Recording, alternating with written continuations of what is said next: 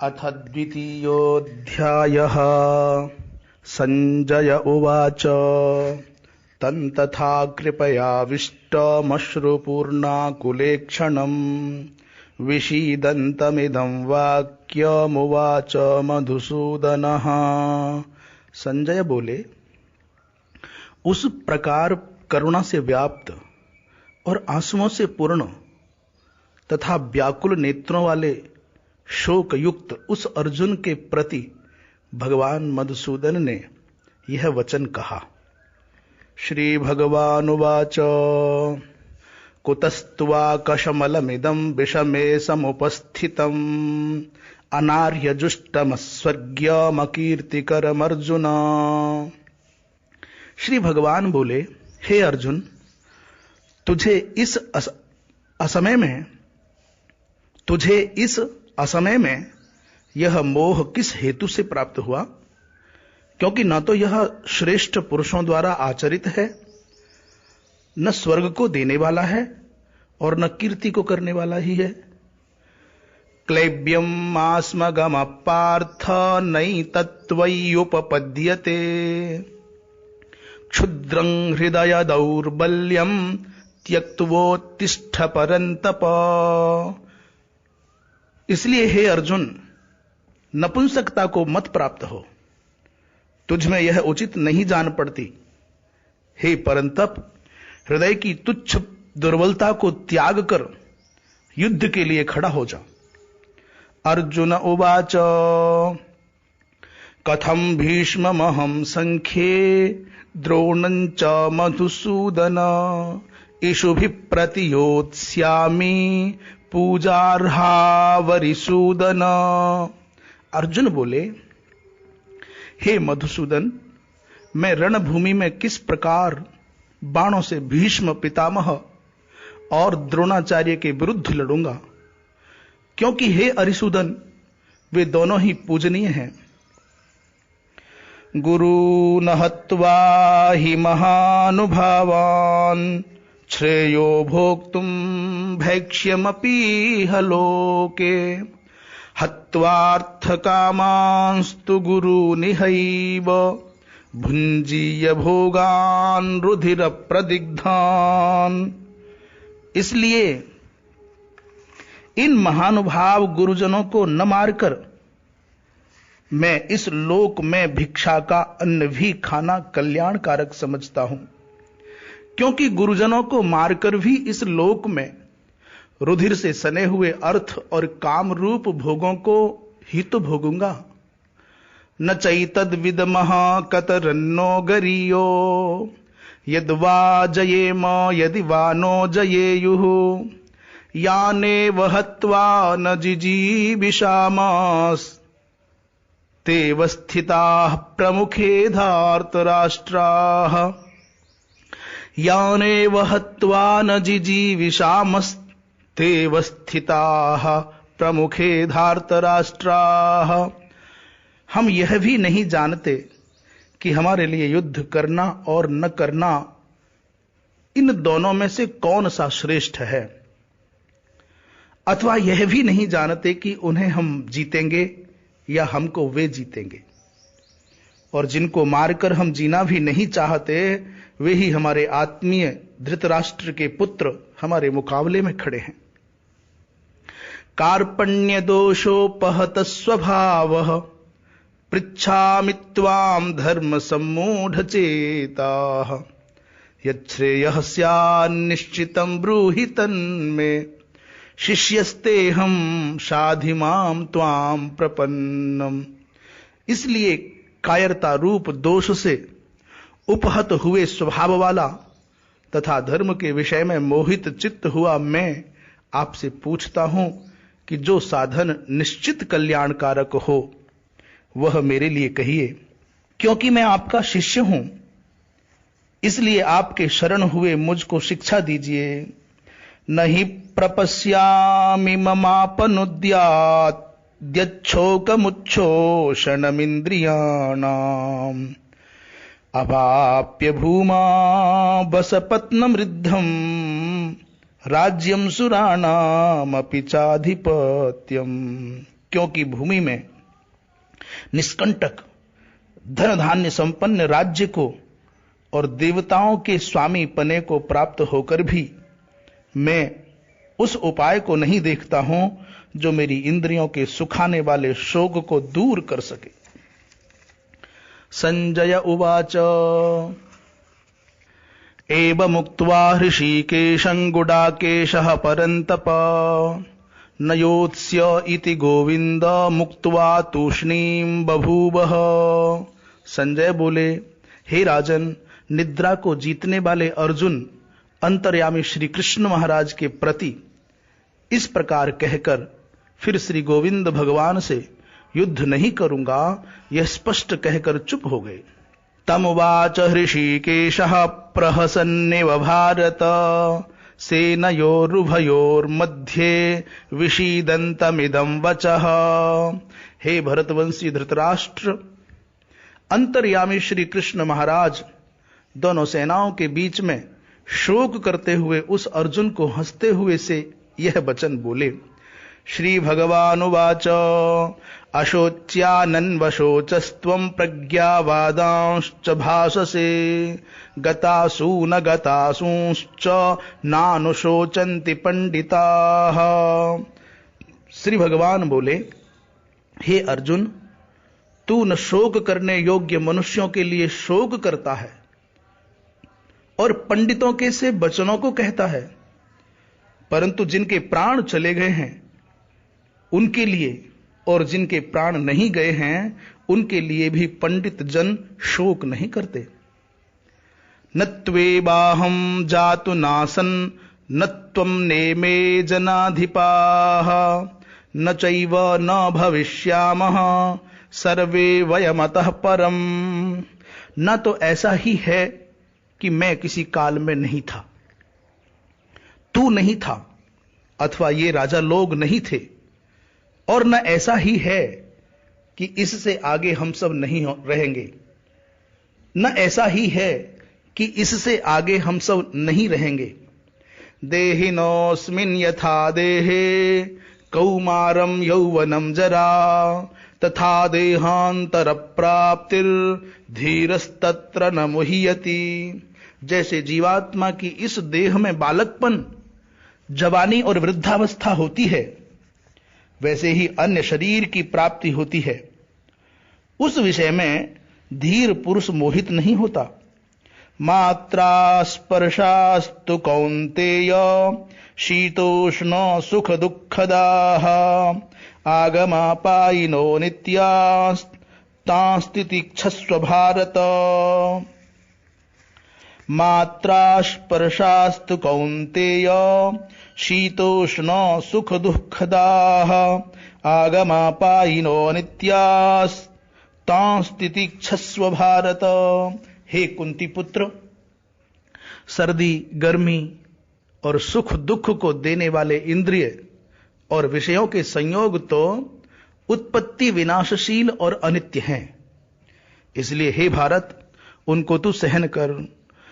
यम ही न व्यथयन्त्येते पुरुषं पुरुषर्षभ सम दुःख सुखं धीरं सो अमृतत्वाय कल्पते, सो अमृतत्वाय कल्पते। क्योंकि हे पुरुष, यम ही न व्यथयन्त्येते पुरुषं पुरुषर्षभ सम दुःख सुखं धीरं सो मृतत्वाय कल्पते।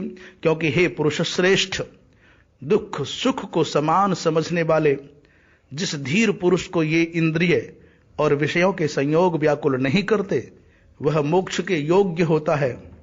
नासतो विद्यते भावो ना भावो विद्यते सतः उभयोरपि दृष्टोऽन्तस्त्वनयोस्तत्त्वदर्शिभिः। असत वस्तु की तो सत्ता नहीं है और सत का अभाव नहीं है। इस प्रकार इन दोनों का ही तत्वज्ञानी पुरुषों द्वारा देखा गया है। असत वस्तु की तो सत्ता नहीं है और सत का अभाव नहीं है। इस प्रकार इन दोनों का ही तत्वज्ञानी पुरुषों द्वारा देखा गया है। अविनाशी तु तद्विद्धि येन सर्वमिदं ततं विनाशमव्ययस्यास्य न कश्चित् कर्तुमर्हति। नाश रहित तो तू उसको जान जिससे यह संपूर्ण जगत दृश्य वर्ग व्याप्त है।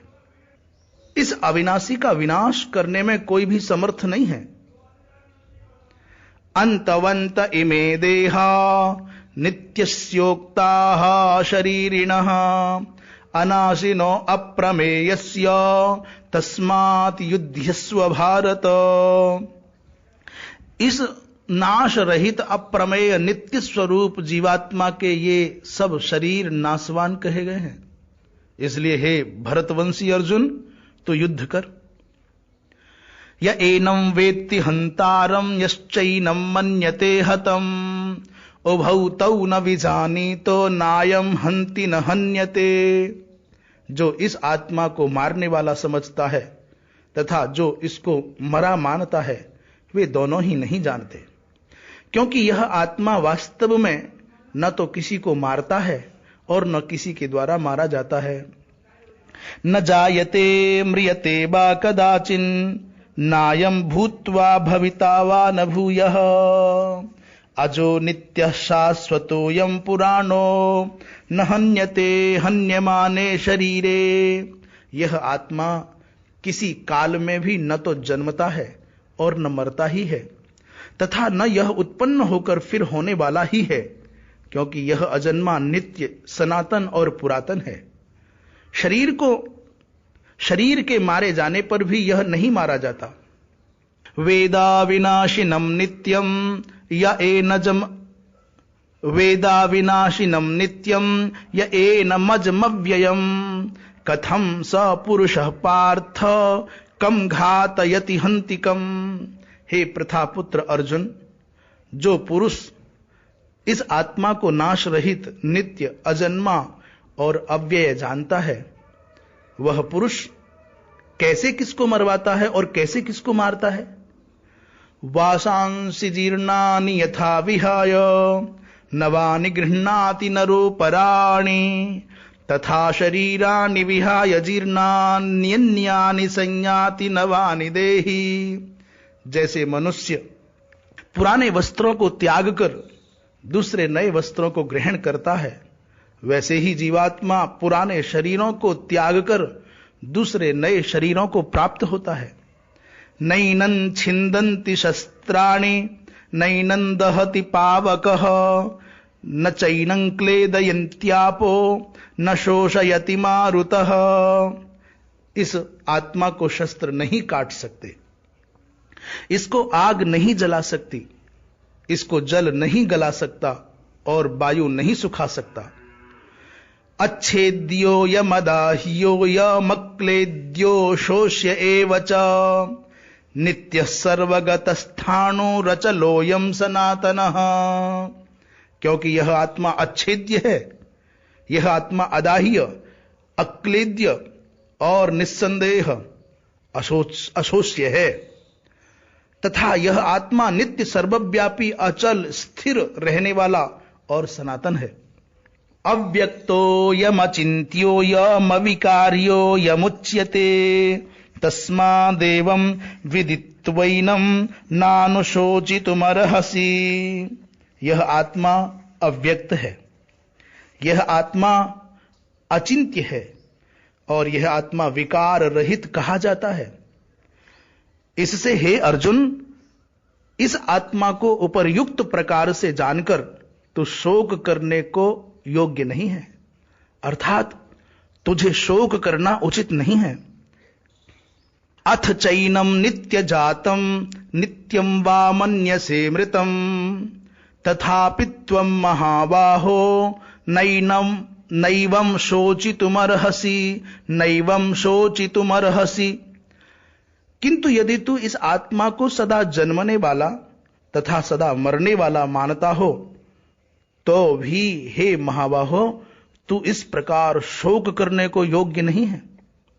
जातस्य हि ध्रुवो मृत्युर ध्रुवं जन्म मृतस्य च तस्मादपरिहार्येऽर्थे न त्वं शोचितुमर्हसि। क्योंकि इस मान्यता के अनुसार जन्मे हुए की मृत्यु निश्चित है और मरे हुए का जन्म निश्चित है। इससे भी इस बिना उपाय वाले विषय में तो शोक करने को योग्य नहीं है। अव्यक्तादीनि भूतानि व्यक्त मध्यानि भारत अव्यक्त निधनान्येव तत्र का परिदेवन। हे अर्जुन, संपूर्ण प्राणी जन्म से पहले अप्रकट थे और मरने के बाद भी अप्रकट हो जाने वाले हैं, केवल बीच में ही प्रकट हैं। फिर ऐसी स्थिति में क्या शोक करना है? आश्चर्यवत् पश्यति कश्चिदेनम् आश्चर्यवत् वदति तथैव चान्यः आश्चर्यवच्चैनमन्यः शृणोति श्रुत्वाप्येनं वेद न चैव कश्चित्। क्योंकि एक महापुरुष ही इस आत्मा को आश्चर्य की भांति देखता है और वैसे ही दूसरा कोई महापुरुष ही इसके तत्व का आश्चर्य की भांति वर्णन करता है तथा दूसरा कोई अधिकारी पुरुष ही इसे आश्चर्य की भांति सुनता है और कोई कोई तो सुनकर भी इसको नहीं जानता। देही नित्यमवध्योयम देहे सर्वस्य भारत तस्मात् सर्वाणि भूतानि न त्वं शोचितुमर्हसि। हे अर्जुन, यह आत्मा सबके शरीरों में सदा ही अवध्य है। इस कारण संपूर्ण प्राणियों के लिए तू शोक करने के योग्य नहीं है।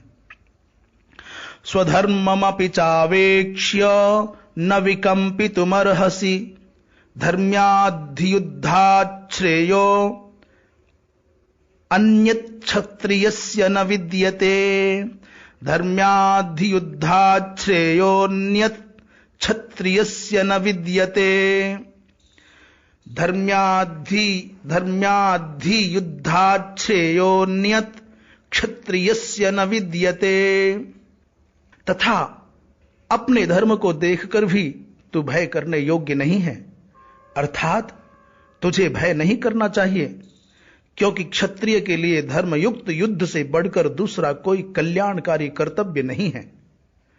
यदृच्छया चोपपन्नम स्वर्गद्वारमपावृतम सुखिनः क्षत्रियाः पार्थ लभन्ते युद्धमीदृशम।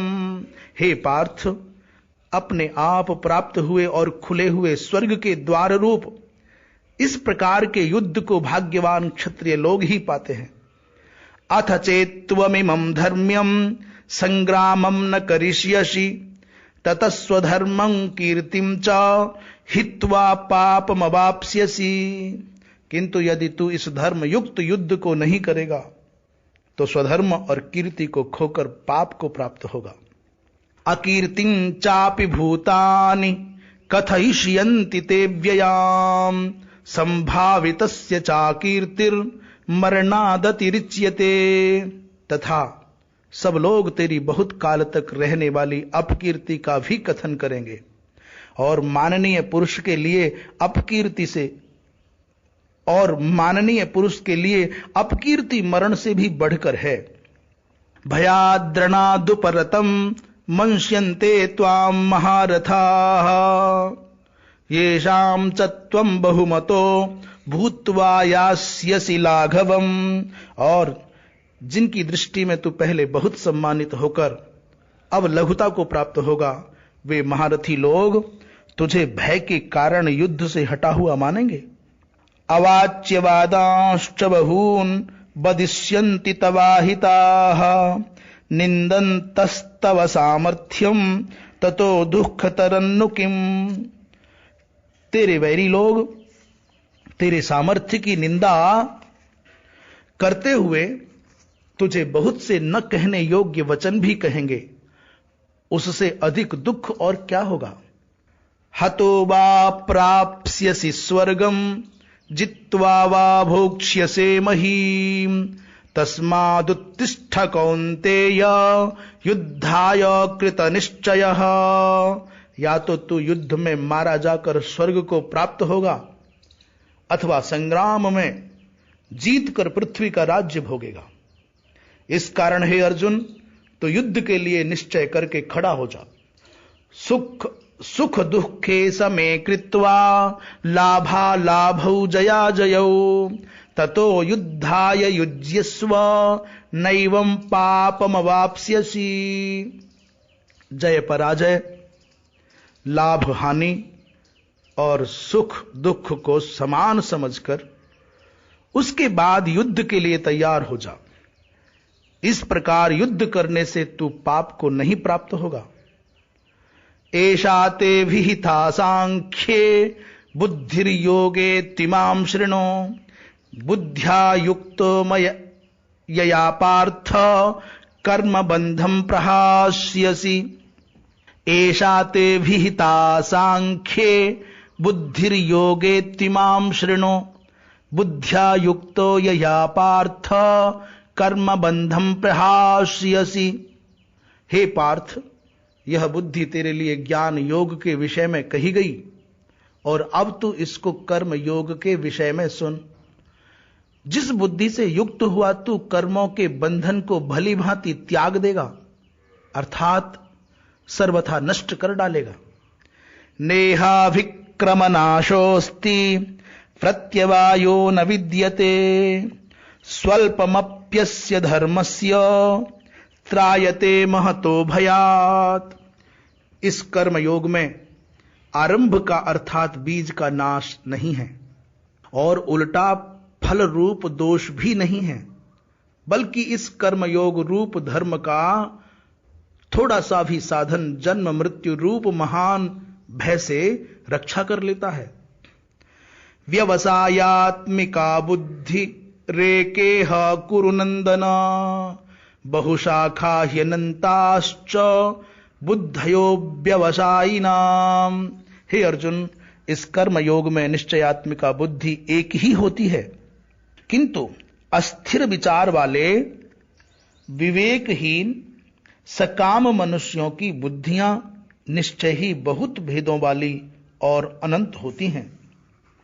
यामिमां पुष्पितां वाचम प्रवदन्त्यविपश्चितः वेदवादरताः पार्थ नान्यदस्तीति वादिनः कामात्मानः स्वर्गपरा जन्म कर्म फलप्रदां क्रिया विशेष बहुलां भोगैश्वर्य गतिं प्रति भोगैश्वर्य प्रसक्तानां तयापहृत चेतसां व्यवसायात्मिका बुद्धि समाधौ न विधीयते।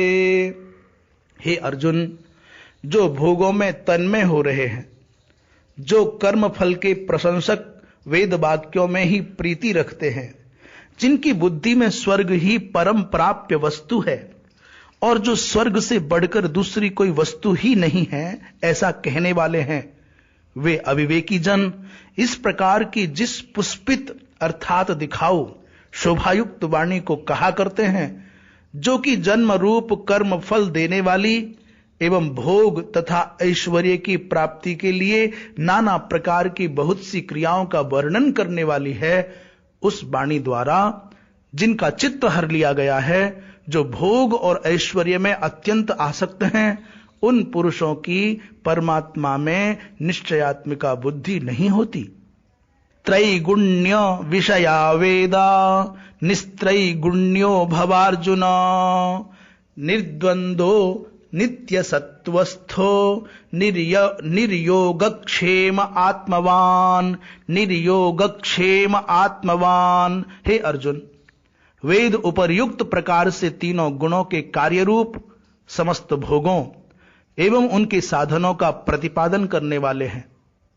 इसलिए तू उन भोगों एवं उनके साधनों में आसक्तिहीन, हर्ष शोकादि द्वंद्वों से रहित, नित्य वस्तु परमात्मा में स्थित योगक्षेम को न चाहने वाला और स्वाधीन अंतःकरण वाला हो। यावानर्थ उदपाने सर्वतः संप्लुतोदके तावान् सर्वेषु वेदेषु ब्राह्मणस्य विजानतः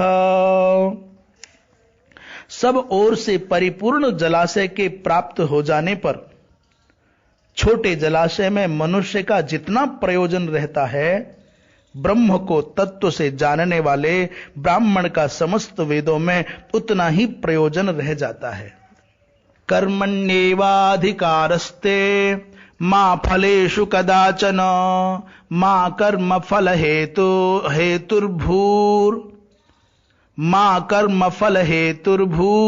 मा ते संगोस्त्वकर्मणि मा कर्म फल हेतुर्भूर माते संगोस्त्वकर्मणि। तेरा कर्म करने में ही अधिकार है, उसके फल, तेरा कर्म करने में ही अधिकार है, उसके फलों में कभी नहीं। इसलिए तू कर्मों के फल का हेतु मत हो तथा तेरी कर्म न करने में भी आसक्ति न हो। योगस्थः कुरु कर्माणि संगम त्यक्त्वा धनंजय सिद्ध्य सिद्ध्योः समो भूत्वा समत्वं योग उच्यते। हे धनंजय, तू आसक्ति को त्याग कर तथा सिद्धि और असिद्धि में समान बुद्धि वाला होकर योग में स्थित हुआ कर्तव्य कर्मों को कर, समत्व ही योग कहलाता है। दूरे न ह्यवरं कर्म बुद्धि योगात् धनंजय बुद्धौ शरणमनविच्छ कृपणाः फलहेतवः। इस समत्व रूप बुद्धि योग से सकाम कर्म अत्यंत ही निम्न श्रेणी का है। इसलिए हे धनंजय, तू समबुद्धि में ही रक्षा का उपाय ढूंढ, अर्थात बुद्धि योग का ही आश्रय ग्रहण कर, क्योंकि फल के हेतु बनने वाले अत्यंत दीन हैं। बुद्धि युक्तो जहातीह उभे सुकृत दुष्कृते तस्माद्योगाय युज्यस्व योगः कर्मसु कौशलम। समबुद्धि युक्त पुरुष पुण्य और पाप दोनों को इसी लोक में त्याग देता है, अर्थात उनसे मुक्त हो जाता है। इससे तू समत्व रूप योग में लग जा। यह समत्व रूप योग ही कर्मों में कुशलता है, अर्थात कर्म बंधन से छूटने का उपाय है। कर्मजं बुद्धि युक्ता ही फलम त्यक्त्वा मनीषिणः कर्मजं बुद्धि युक्ता ही फलम त्यक्त्वा मनीषिणः जन्म बंध विनिर्मुक्ताः पदम गच्छन्त्यनामयम्। कर्मजं बुद्धि युक्ता ही फलम त्यक्त्वा मनीषिणः जन्म बंध विनिर्मुक्ताः पदम गच्छन्त्यनामयम्। क्योंकि समबुद्धि से युक्त ज्ञानी जन कर्मों से उत्पन्न होने वाले फल को त्याग कर जन्म रूप बंधन से मुक्त हो निर्विकार परम पद को प्राप्त हो जाते हैं। यदा ते मोह कलिलम बुद्धिर्व्यतितरिष्यति तदा गन्तासि निर्वेदम श्रोतव्यस्य श्रुतस्य च। जिस काल में तेरी बुद्धि मोह रूप दलदल को भली भांति पार कर जाएगी, उस समय तू सुने हुए और सुनने में आने वाले इस लोक और परलोक संबंधी सभी भोगों से वैराग्य को प्राप्त हो जाएगा। श्रुति विप्रतिपन्नाते यदा स्थास्यति निश्चला समाधावचला बुद्धिस्तदा योगमवाप्स्यसि। भली भांति के वचनों को सुनने से, भांति भांति के वचनों को सुनने से विचलित हुए, भांति भांति के वचनों को सुनने से विचलित हुई तेरी बुद्धि जब परमात्मा में अचल और स्थिर ठहर जाएगी, तब तू योग को प्राप्त हो जाएगा, अर्थात तेरा परमात्मा से नित्य संयोग हो जाएगा। अर्जुन उवाच स्थित प्रज्ञस्य का भाषा समाधिस्थस्य केशव स्थितधीहि किम प्रभाषेत किमासीत ब्रजेत किम। अर्जुन बोले, हे केशव, समाधि में स्थित परमात्मा को प्राप्त हुए स्थिर बुद्धि पुरुष का क्या लक्षण है? वह स्थिर बुद्धि पुरुष कैसे बोलता है, कैसे बैठता है और कैसे चलता है?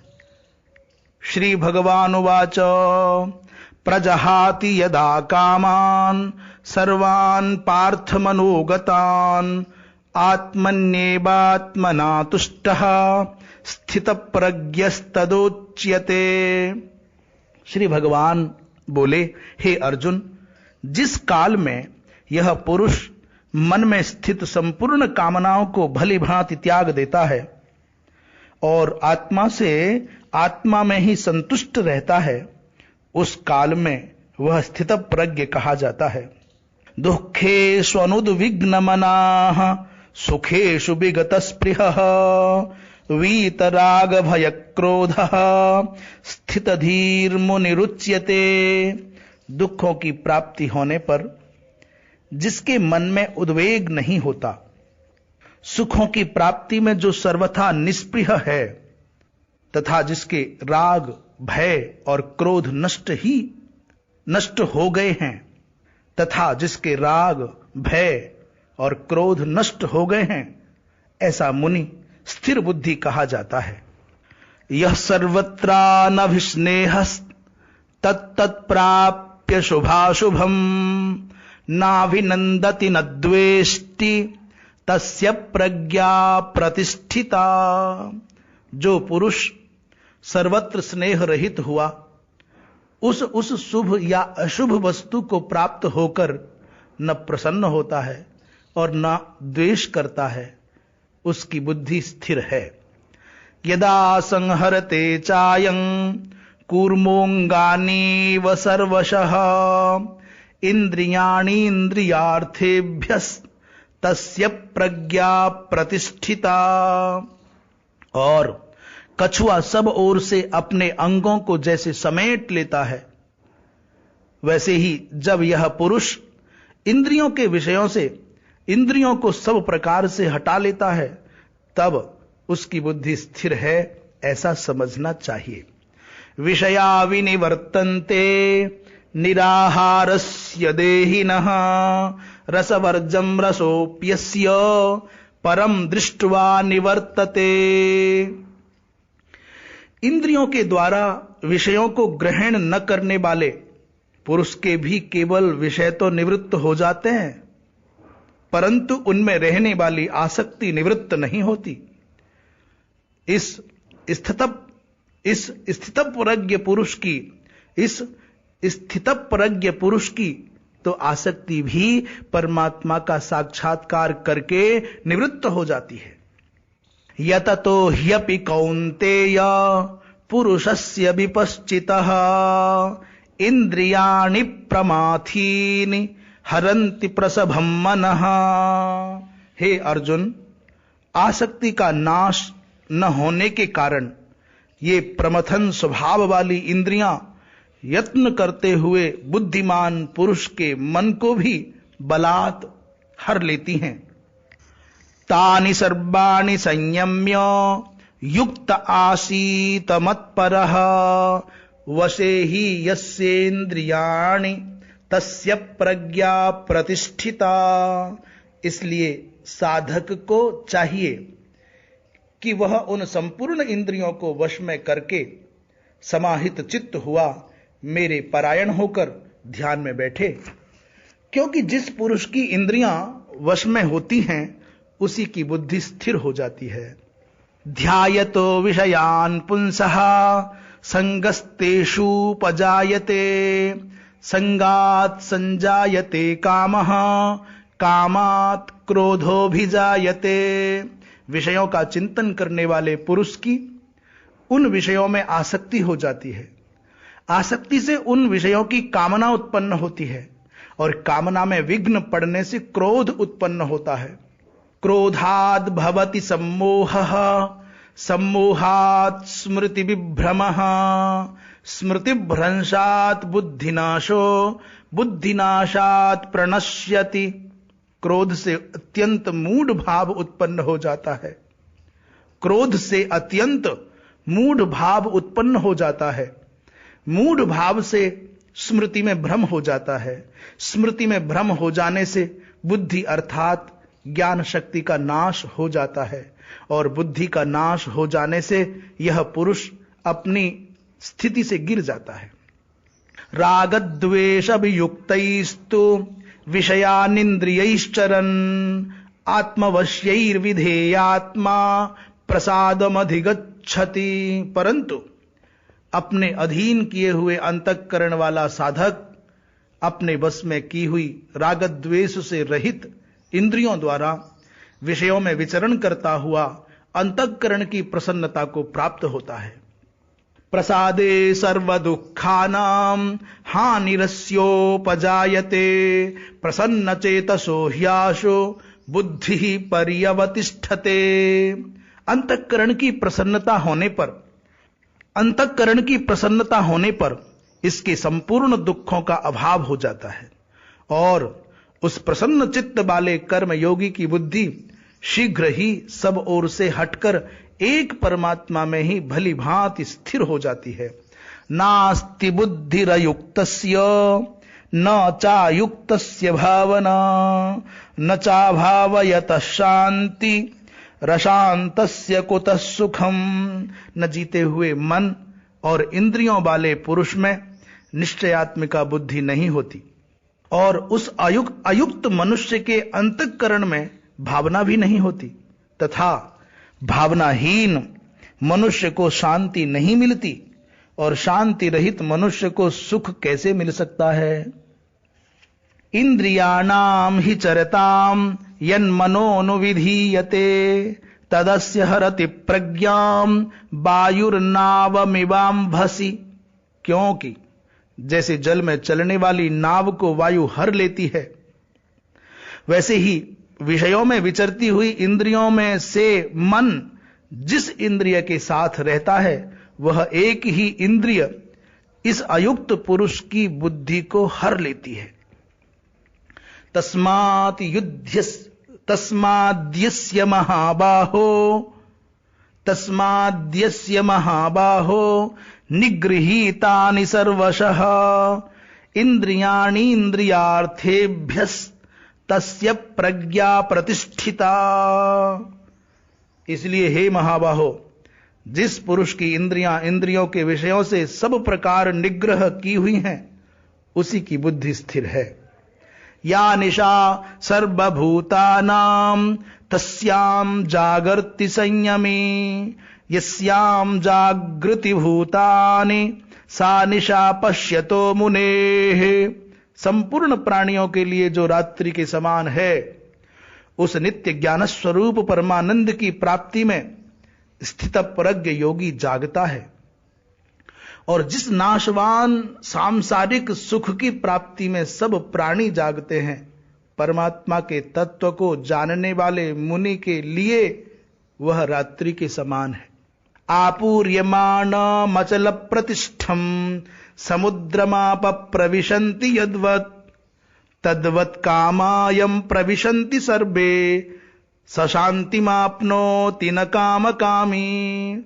जैसे नाना नदियों के जल सब ओर से परिपूर्ण अचल प्रतिष्ठा वाले समुद्र में उसको विचलित न करते हुए ही समा जाते हैं, वैसे ही सब भोग जिस स्थितप्रज्ञ पुरुष में किसी प्रकार का विकार उत्पन्न किए बिना ही समा जाते हैं, वही पुरुष परम शांति को प्राप्त होता है, भोगों को चाहने वाला नहीं। विहाय कामान्यः सर्वान् पुमांश्चरति निष्प्रियः निर्ममो निरहंकारः सशांतिमधिगच्छति। जो पुरुष संपूर्ण कामनाओं को त्याग कर ममता रहित, अहंकार रहित और स्पृहा रहित हुआ विचरता है, वही शांति को प्राप्त होता है, अर्थात वह शांति को प्राप्त होता है। एषा ब्राह्मी स्थिति पार्थ नैनां प्राप्य विमुह्यति स्थित्वा स्यामंत कालेपि ब्रह्म निर्वाणमृच्छति। हे अर्जुन, यह ब्रह्म को प्राप्त हुए पुरुष की स्थिति है।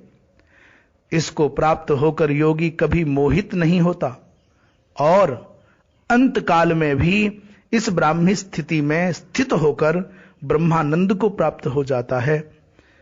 ओम तत्सत इति श्रीमद् भगवद गीतासूपनिषत्सु ब्रह्म विद्यायाम योग शास्त्रे श्री कृष्णार्जुन संवादे सांख्य योगो नाम द्वितीयोऽध्यायः।